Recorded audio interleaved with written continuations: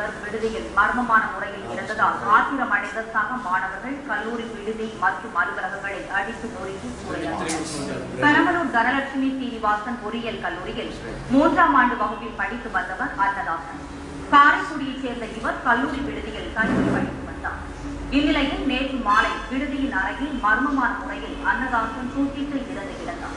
இதையடுத்து மாணவன் மரணத்தில் சந்தேகம் இருப்பதாக கூறி கல்லூரி நிர்வாகத்தை கண்டித்து மாணவ மாணவியர்கள் உள்ளிருப்பு போராட்டத்தில் ஈடுபட்டனர். மேலும் விடுதி மற்றும் கல்லூரி அலுவலகங்களையும் அடித்து நொறுக்கி சூறையாடினர். ரொம்ப நல்ல பையன், எந்த தப்பும் பண்ண முடியாது. ஜாலியா கிண்டலா பேசிருந்தான்.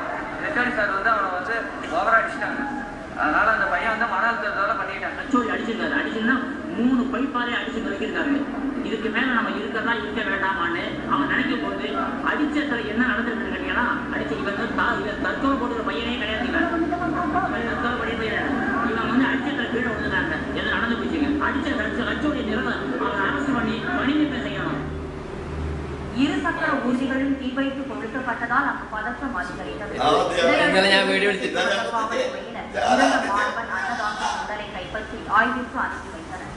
மாணவர்களின் போராட்டம் காரணமாக தொடர்ந்து பதற்றம் நிலவுவதால் தனியார் கல்லூரியில் காவலர்கள் குவிக்கப்பட்டுள்ளனர். சிதம்பரம் அருகே 2 மீனவ கிராமங்களுக்கு இடையே ஏற்பட்ட